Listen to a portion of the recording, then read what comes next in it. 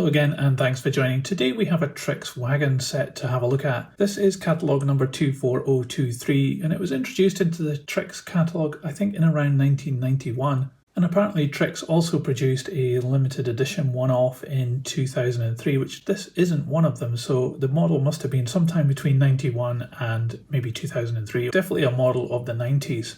It represents two DB type BT10 wagons, and in real life those were introduced into the German railways in around about 1960 to 62, and they ran in service to around the 1990s.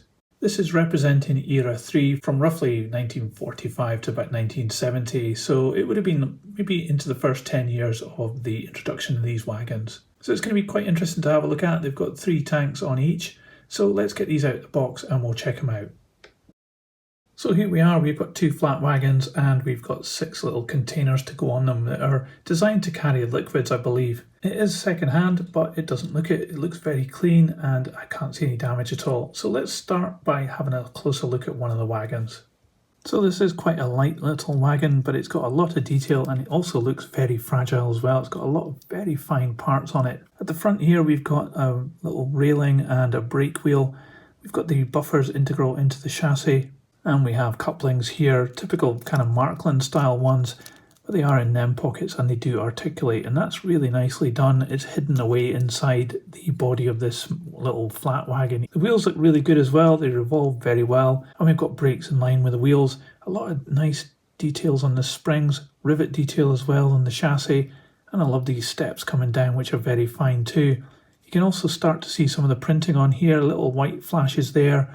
Writing here in white with the specification of this particular wagon. Each wagon's got a different running number. Up on the deck we've got a checkerboard effect with this cross bracing as well. Really nicely done here. There is a moulding mark in the middle though which really lets it down, and there is a bit of a strange shape here and here which I think is just how the flow of the plastic went into the mould. This deck up here is nicely done as well though. And looking underneath we can see Trix made in Germany.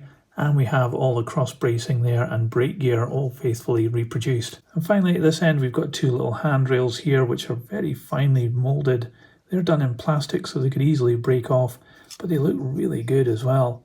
There's not much detail on the buffer beam, but we do have a dummy coupling there and we have these steps coming down which again are very fine. So there's a lot of opportunity to break these wagons, but they do look really good. Let's have a look at one of the containers. So this is quite an interesting thing. It's got some printing on it, and the printing's been done really well. You can see also that we have these ladders which are made in metal. It does look as though maybe these should be painted black and some of the paint has come off because I can actually see some of the sheen of the metal on them.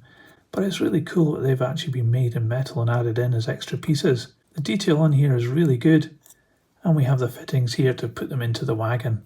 What's also really good is that all of these have different numbers on them, so it really makes for a more authentic model. So the containers are a push fit into these little holes on the deck of the wagon, but they're not securely fitted. A little bit of a bash and they would be off. It does sit on good enough for running around a layout anyway, but it is nice that they do come off so you can have that option to run these empty or with a load on them. And loaded with the 3 containers, it does look like a very interesting wagon, very different to normal tanker wagons and something really quite unusual to add to your rolling stock. I wonder how much these weigh. Let's put them on the scales and we'll check it out.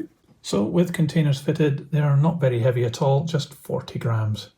Well, I'm very impressed with Trix's wagons here. You wouldn't believe these came out back in the 90s. It's such a good moulding with really fine detail. The tanks look absolutely fantastic too, and the tanks have metal ladders on them, and the printing is also really good too. There's a lot to love about these wagons.